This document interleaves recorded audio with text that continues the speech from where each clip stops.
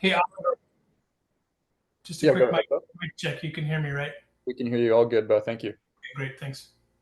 Excellent. So before we begin, we will do quick round of introductions and then we'll jump into the agenda. My name is Oliver Gerland. I help run Ensemble, which is an open innovation consultancy that partners with freelance platforms such as Freelancer, as well as with the government, to help implement and run challenges to tackle complex or wicked problems that the government is facing. We've partnered with NASA to develop and launch the detect, track, and remediate the challenge of small space debris. And so really exciting opportunity. I will quickly pass it over to Bo to provide a background on himself, and then we'll dive into the agenda. Okay, great. Hi, my name is Bo Naz. I'm a senior capability lead for rendezvous prox ops and capture and in-space servicing, assembly, and manufacturing at NASA. And part of my scope includes debris remediation. And so I've been doing quite a bit of work lately on all different aspects of debris remediation, orbit debris in general, and this is one of several efforts that we have underway to cover this space from NASA's perspective. Great. And then Daria, could you briefly introduce yourself and your role? Sure. Hi, everyone. My name is Daria Shatalinska. I'm part of the freelancer.com team. We partnered with Ensemble on this project. We are hosting this challenge on our platform. I'm a project coordinator also for the government projects similar to Ollie's. We're part of the same contract. So it's really nice to meet you all. I'm probably the person that's answering all of your questions on the platform. And yeah, looking forward to hearing all your questions. Happy to help. Wonderful. Let's get into it. So today we're going to just go over the kind of overall background and kind of technical overview of the small space debris challenge that we are looking to solicit novel kind of concepts, white papers. We'll go through the objectives. We'll look at the prize structure, in particular, how the prizes will be distributed through the three problem areas that this challenge is really trying to tackle. Dive into the submission requirements, judging eligibility. We'll take a look at the freelancer platform just so you're familiar and understand what it is that we're looking for from the concept paper side, and then how that will be evaluated. We'll close out looking at the timeline and kind of the key next steps, as this is a pretty short turnaround time. And then we'll finish with a Q&A session. So just some housekeeping. You do have the ability to drop questions into the QA panel. So as we're going along, feel free to drop in your questions, and then we will take a few minutes to process those questions. And then Daria, Bo, and myself will try to address as many as possible. We might not be able to get to all of your questions today, but we will continuously update the website with kind of a Q&A and FAQ section, which we can also call out. So with that, Bo, if you could just give us some background on the overall state of surveillance for monitoring small space debris, monitoring regular pieces of debris, just to kind of level set our audience with this problem. Okay, yeah, thanks. So as we all know, there's quite a bit of debris up there, and the current system tracks down to about 10 centimeters. And so anything below 10 centimeters, we really can't track, and so therefore we can't avoid. So we're interested in debris in that scale. Of course, at certain smaller scales, millimeter or single digit millimeters, we're shielded against most debris. So there's kind of a sweet spot in here where we're presently not well shielded, and we're also not tracking. And so we're interested in technologies to do several things related to debris in that size window. And of course there is a lot of it, and not only are we not able to track it or shield it, we also don't really know how much of it there is. And so there's several objectives related to that in this challenge. Help us understand, characterize, detect it in the first place, help us characterize how much of it there is in these size bins. And I think, characterization, we're probably mostly interested here in, understanding the population as a function of size, but there's also some interesting reasons to know other things, like shape and composition, for example. So, yeah, detecting and characterizing, we're very interested in improving our abilities there. If we're able to track it, that means that we not only do we detect it, but we can detect it several times and predict where it's going to be. And then once we're able to do that, we could start considering doing collision avoidance. And then, of course, remediation is knowing that there's a lot of it up there. What can we do to start removing some of it? And so lots of differences in all of these challenges. Some are required to do the others. Some may not be. So real interested in hearing your kind of innovative ideas for how we can do all of these things. Wonderful. So I'm gonna just jump back to I'm already seeing one or two questions on the size. So Bo, could you just give us a little bit more on the actual thinking about, the sizing and like the scope of this? I mean, it is important to call out, there is large debris and then there's this small debris, and the focus of this is on small debris. That's right. So the kind of size range that we're looking at is 1 millimeter to 10 centimeters in size. Could you just explain why that is kind of the size range that we're looking at? Yeah. So just to reiterate, down below 1 millimeter, we're using shielding to protect ourselves from that. We also, maybe we don't want to push you too hard to come up with ways to detect all that stuff down at that size. And then above 10 centimeters, we can already track. So that in between 1 millimeter and 10 centimeters is the key for this. And I think also it's really important to understand how many objects there are in that size range. I don't think we can really say. I think there's a lot of disagreement in the models about how much is in that size range. But if you're talking about tracking it, if you're talking about remediating it, please recognize the fact that we're talking about hundreds of thousands or millions of pieces, depending on the size range. So you really do. That third bullet is really important. That you don't. It's not feasible to go up with a spacecraft and do rendezvous and capture each of these little pieces. There's way too many of them. So that's an important distinction also in that in the remediation part. With larger debris, maybe we could come up with systems that might be scalable to remove lots of large pieces of debris, although even that is cost prohibitive. Certainly, the orbital dynamics won't allow us to fly around and individually capture all of these smaller pieces. Great, thank you. So yeah, just again to kind of reiterate the overarching objective here. What are we looking for? So this challenge seeks groundbreaking concepts that can effectively detect, characterize, track, and remediate small debris ranging from 1 millimeter to 10 centimeters in size. So this is the goal. And then that goal is kind of segmented across these three challenge areas that Bo just described. So I do want to make sure that this is clear, and then you'll see this in the way that the prizes are broken out. So it is important because we have already started receiving some entries on Freelancer, which is great. We're seeing lots of interest in this. Of course, it's pretty significant prize purse for writing a concept paper, right? So the things that we notice though is that folks might not be as carefully reading the submission requirements, which is one of the reasons we're having this. But we want to really emphasize that your concept paper should not attempt to solve all three of those categories. We've seen some almost like ChatGPT-like responses where, it's kind of a generic response aimed at all three of these. Those papers will not even be reviewed. What we're looking for is a deep technical concept that goes deep into one of these categories.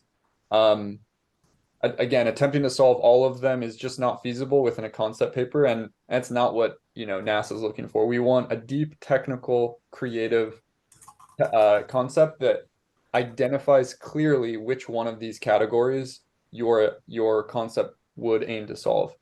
So I want to just emphasize that as clearly as possible. It is much more likely that you would receive award if you go deep into one technical category versus trying to go broad across all three. So just again to reiterate that, that's what will create a winning submission.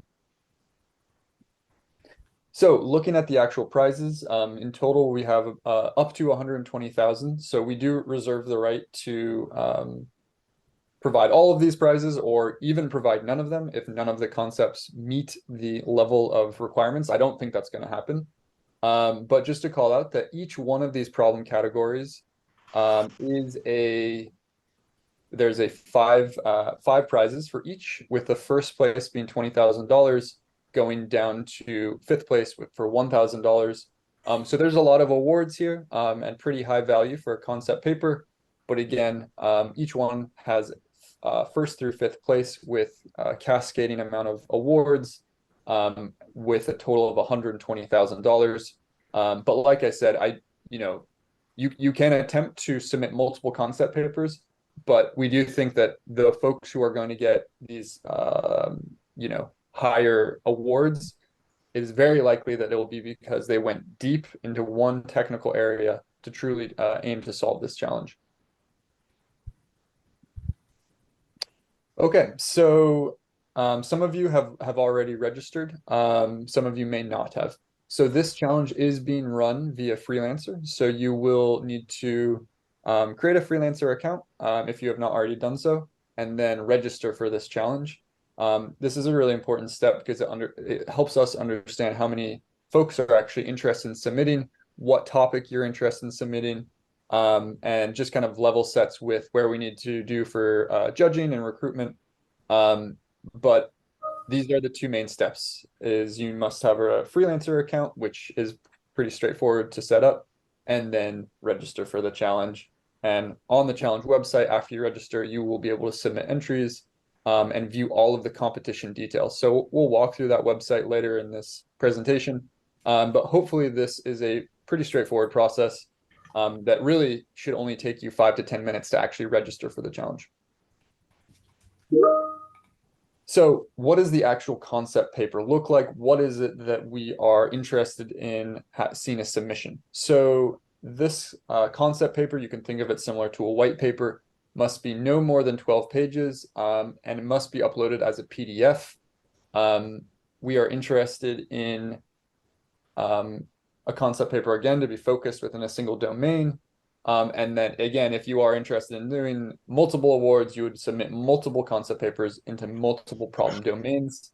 And another really important part is it will be important to add visual aids, plots, graphics, different types of things that can kind of communicate, your physics-based approach, and also, appending any images that are necessary so that you can communicate what your concept is doing. So these are kind of the core elements of the concept paper. And again, hopefully this is pretty straightforward. We're looking for the a well-documented, 10 to 12 page paper with plots, renders, and physics thinking. So all of your papers, we highly recommend that you just follow this structure pretty much down to a T. We have also been seeing some other entries that have been we've received, which do not follow this concept paper structure. So we ask you, please structure your papers using these components and addressing what's described in the description. This is only going to help you and improve your chances of getting an award if you are describing things that are kind of outside this technical area, or, for example, submitting an academic paper that doesn't follow this format. Very likely you will not be awarded and you might be rejected. So I just, again, want to call out, please follow the instructions for the concept paper and structure your concept paper with each of one of these components, which will give you the best shot at winning an award. So first, the description of the concept, where you must clearly define the problem domain that your concept aims to solve.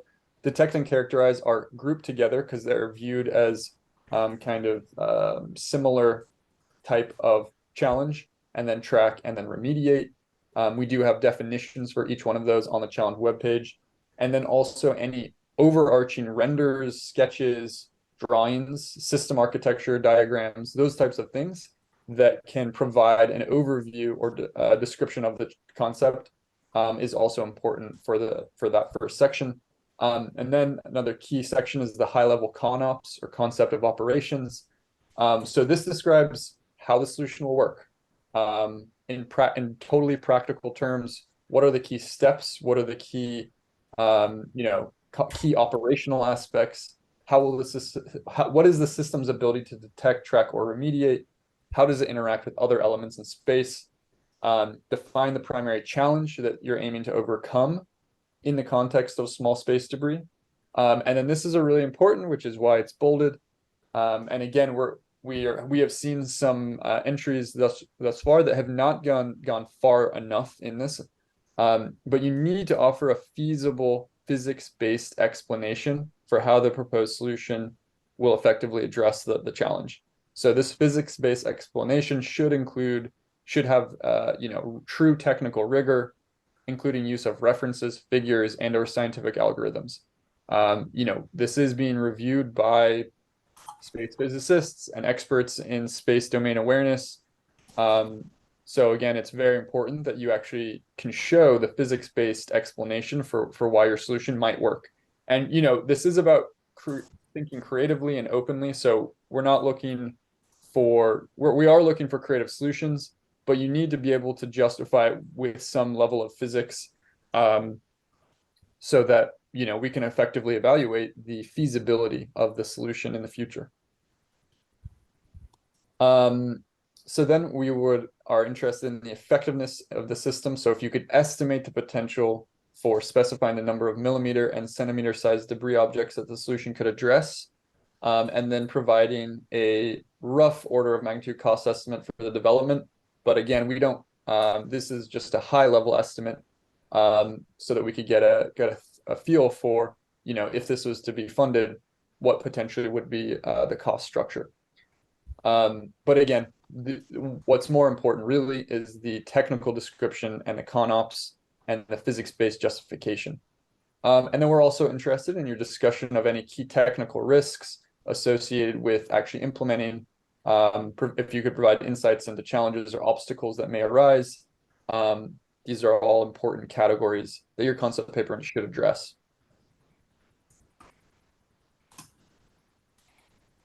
So next, how will this be evaluated? So we wanted to make the evaluation very clearly connected to the submission requirements.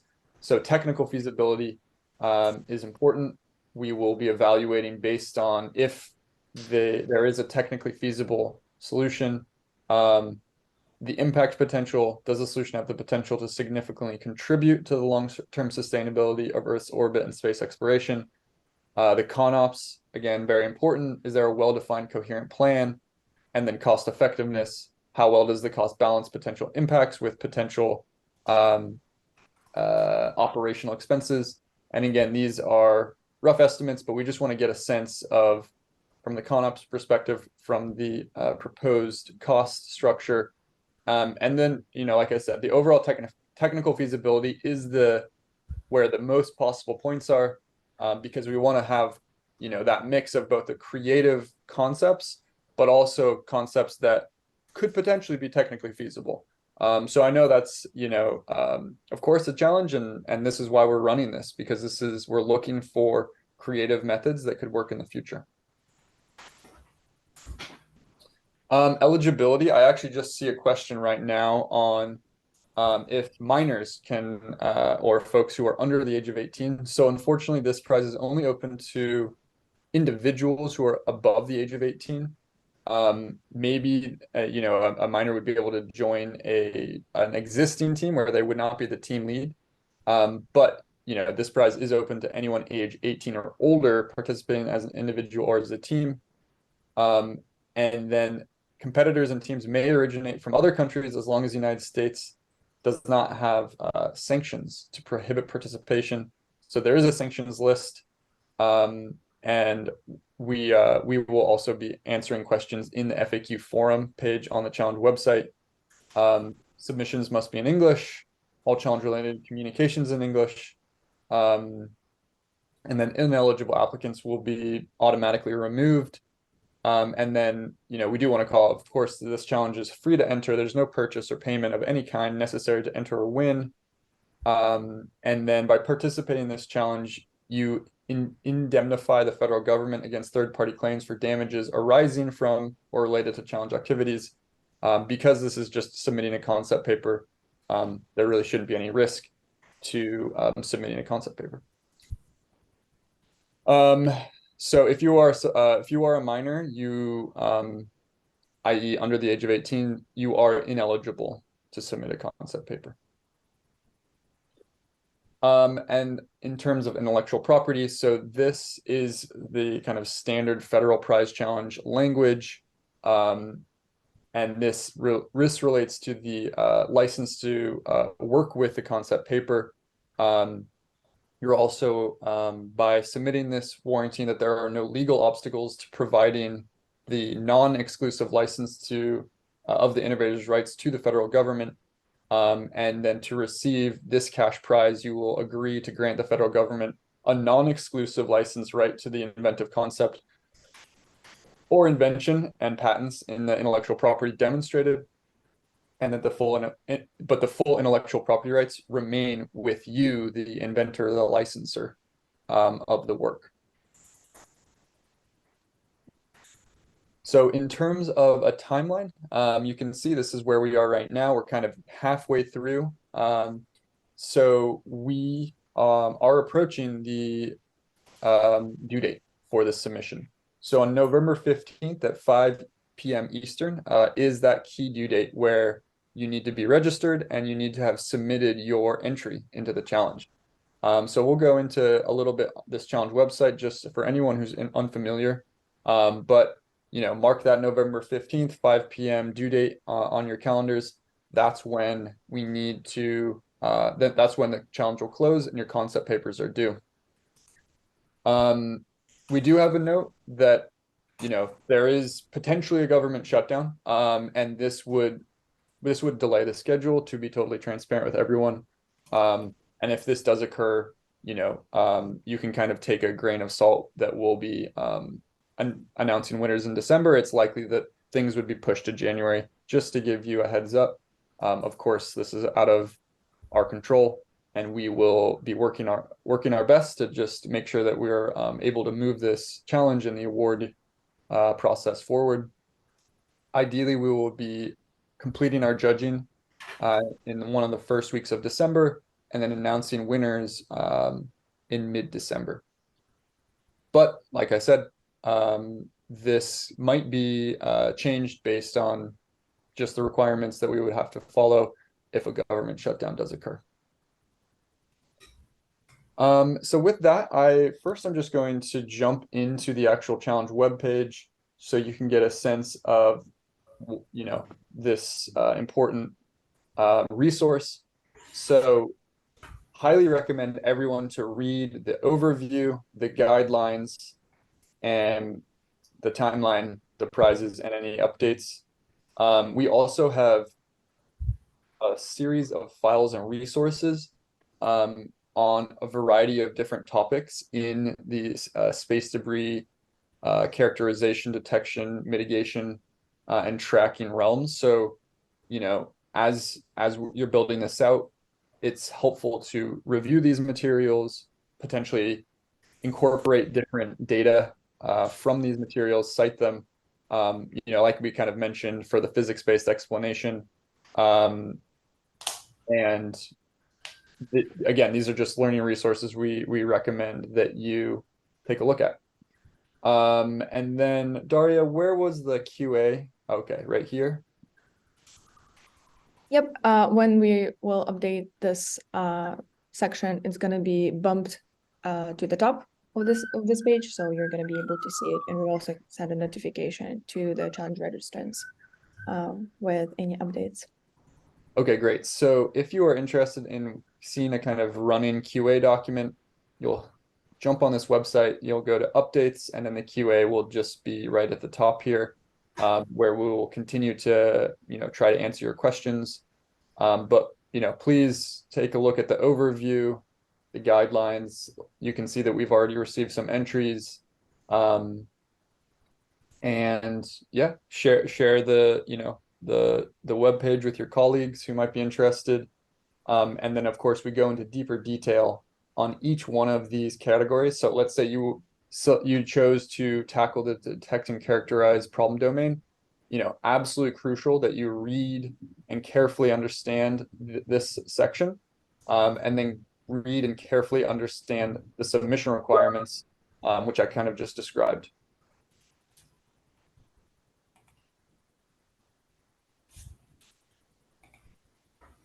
Yeah, great. So we're at about half an hour. So we can probably run Q&A for about 10 to 15 minutes, because of course you might have some questions. So this is your time to get, additional information, resources. I see one or two good questions for us to kind of start processing, but you can go ahead and start the QA, and then we'll start to address some of these. Just give us one moment as we start to process some of these questions. And then Julia, if you could answer live these questions as we start to go through them. Yep, sounds good. So the first question, which we kind of addressed, are you allowed to submit a concept paper if you are a minor? No, this is a contest for those above the age of 18. So yeah, to answer that question, if you're an individual, no, you must be 18 to submit. All right, here's a question, Bo, a little bit more focused on the actual physics-based explanation. What does it mean by physics-based explanation specifically? Does it mean that we should back our concept with evidence from orbital parameters and that it has been done before? Yeah, I think it's more the first part, but whatever physics you're employing needs to be sound. So one example of physics is orbital mechanics, and so understanding that is important. There's other types of physics that might be important depending on what your technique is. So make sure you are explaining that adequately for us to believe that it's physically possible and feasible. In terms of and has it been done before? I don't think that is required here. Although certainly understanding why your idea is better than what has done before is really important to us. Yeah, part of the important part here was understanding the status quo, and that clearly the status quo of this is a very challenging domain, and that currently it's important to understand how it's currently being done, because if you recommend something that's currently being done, then we already that's a little bit less valuable.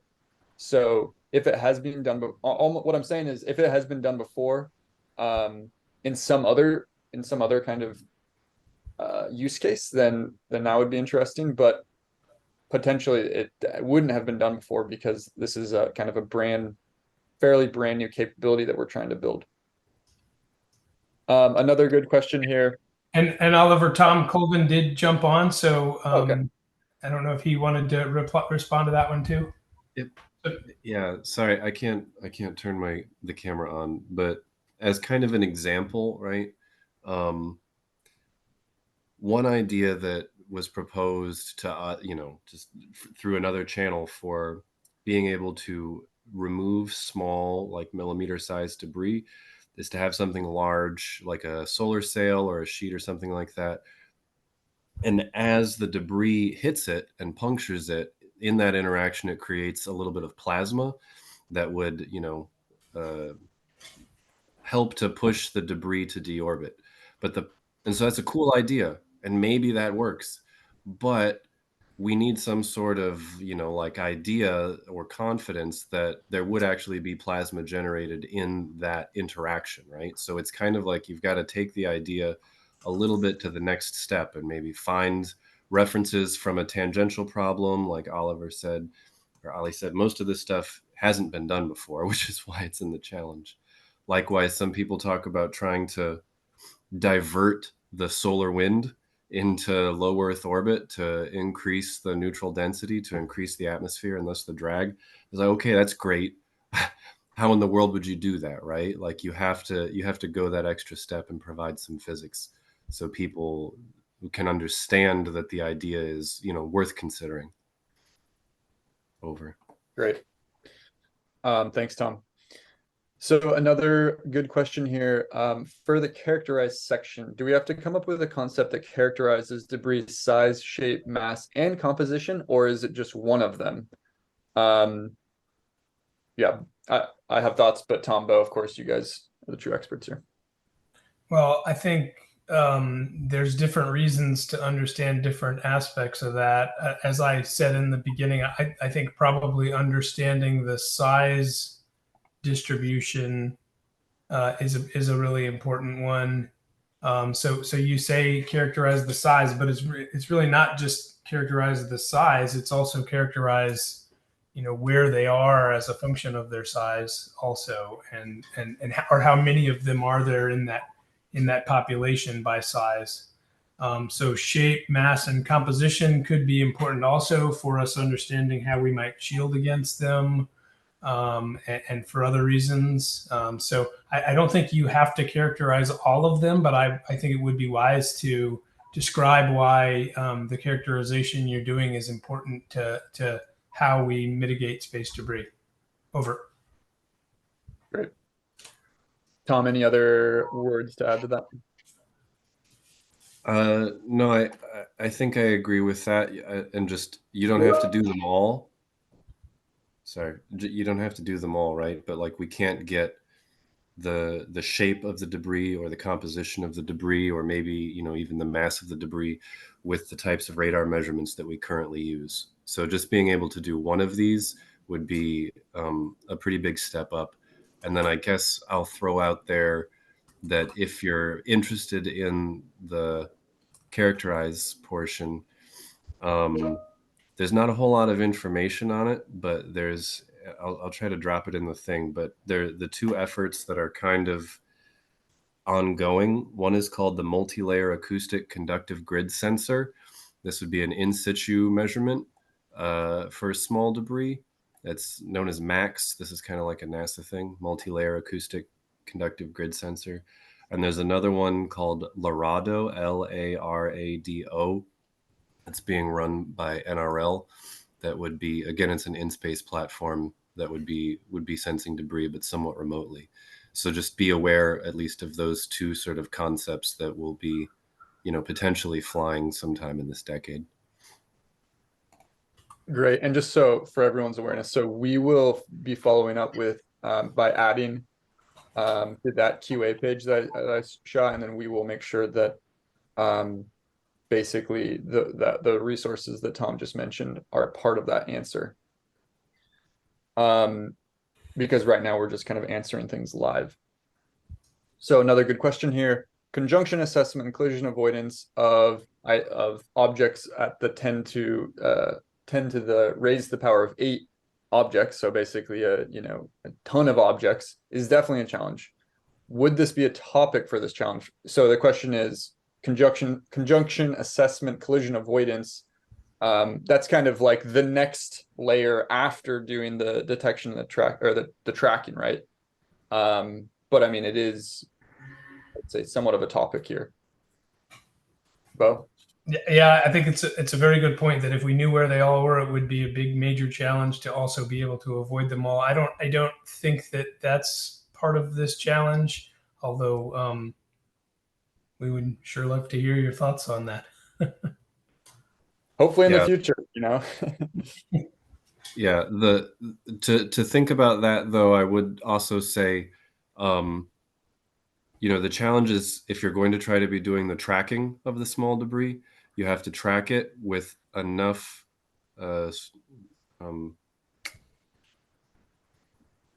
the uncertainty has to be small enough that we could use it to not only keep custody of the debris, so you can tell where it's going to be again, but then to do the conjunction assessments. And if you were to try to track, if you could track, say, millimeter sized debris, but your accuracy of those predictions about where those things are at is the same as what we currently have for large debris, then that's not good enough, right? Because you would just be supposedly maneuvering, all the time, right? So you need the accuracy with which you might be able to track the small stuff to be like quite small. And probably the way you do that is with a high refresh rate or high revisit rate, but maybe there are other things as well, like just better understanding the space environment, or I don't know, right? Some kind of crazy solution for y'all to come up with as a challenge. But just, I suppose, yeah, keep in mind the uncertainties are going to have to be a lot better than what we currently have for large debris. Great. So these kind of questions, I see them almost combined. I think we could address both of them. The first question is approximately what percentage of orbits are circular? And then the next question is how are particles distributed in space randomly or concentrated in certain orbits? So kind of getting at the location of these and the nature of the orbits, circular, elliptical, etc. And I think also we should point you to some of the resources on the webpage here, because this is a hard question. But I'll pass over Bo and Tom for thoughts. Yeah, they're certainly not random, and there's a lot of literature that discusses where they all are, and I think we definitely I hope we put some of those in the on the website. It could be that we didn't, but I think you can certainly do a literature review and find some more information on where we think all of that debris is. Yeah, so Tom, here are some of the materials. I don't know if you can see, but I believe, for example, this Mutoni, a review of radar measurements for space debris monitoring and tracking, can get at that. So there are resources here that do attempt to answer that. Yeah, and I'll look for, I mean, you guys already said it, right? But there's a lot that are not circular. But the problem with the millimeter size debris is that we kind of don't know, right? Like we don't really know what the distribution is of their eccentricities, but chances are they're not uniformly distributed. Although they have very, very low ballistic coefficients, which ballistic coefficient is basically the ratio of a particle's mass to its area. And so, something with a high ballistic coefficient is like a cannonball, right? Like it won't be affected by drag, but something with a low ballistic coefficient is more like a feather. And so even though we're in space, there still is some drag and there's solar radiation pressure. And so these little things get pushed around a lot and potentially in ways that we don't fully understand at the moment. So it's kind of an unknown as far as I'm concerned, what their spatial distribution really is in terms of orbits. Great. Thank you for addressing that. So, to the person who wrote this, I highly recommend reading some of these files in our files. For example, the space debris measurement paper, the review of radar measurements for space debris monitoring and tracking, and then some of these others, just so that you can get a better understanding and use these resources. So I'm going to go ahead and answer that. Is there a chance to proceed in the development with NASA's support for the winning teams? This is not part of the challenge, so is not kind of an embedded next step. I don't know if there's too much more we can say. I certainly wouldn't want to make any promises. There could be a chance, but Bo, Tom. Yeah, yep, I agree. So there's always, there potentially is a chance to keep working on this. We have nothing in the program in this challenge that defines that. But of course, we want to keep working on these ideas. So whoever wins,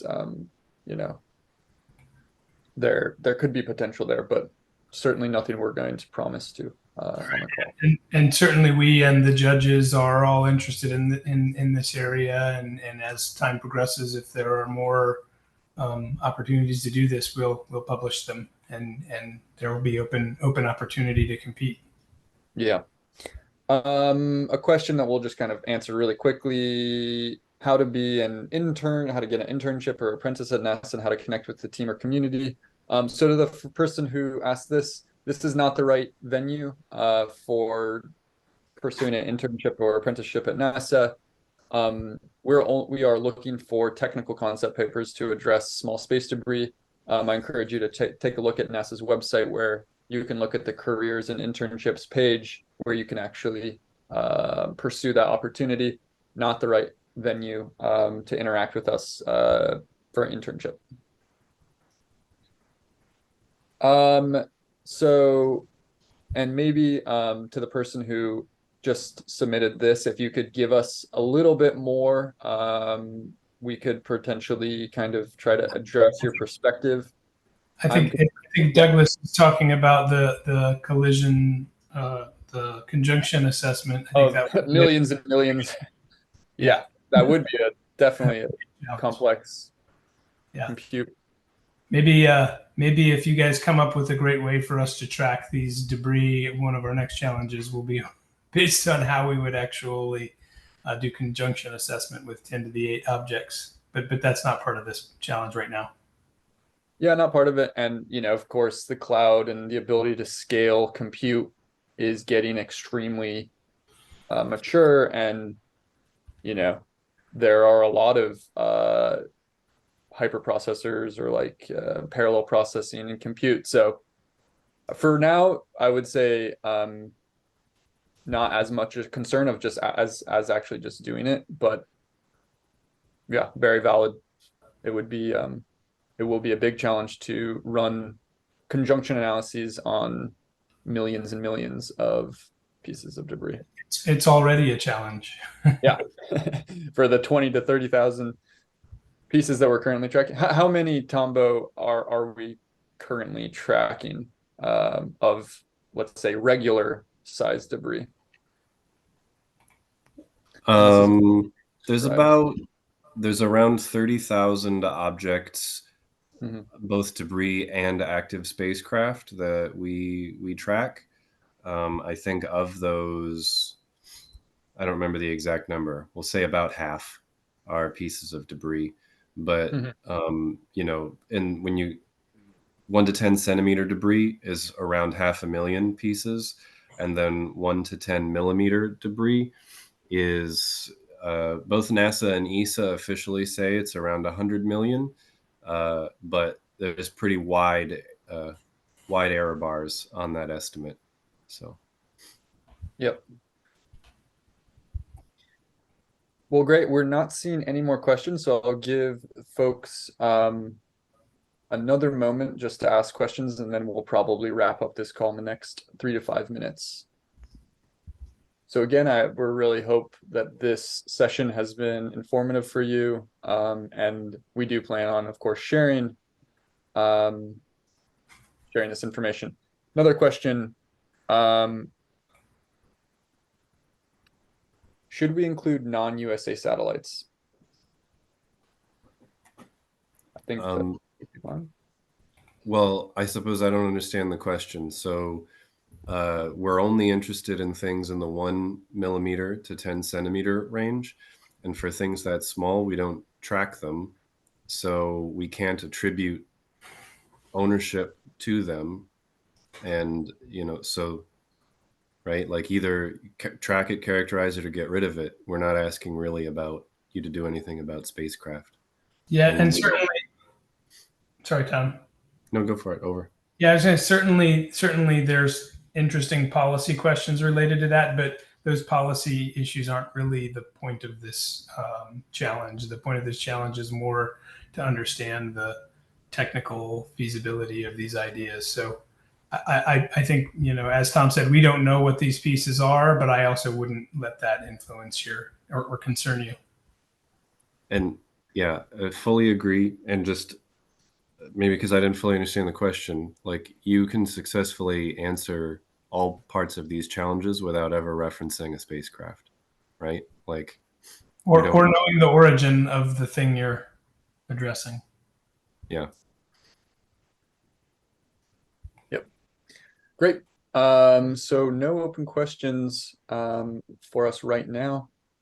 Again, I'll give folks one more minute to kind of put the last question in.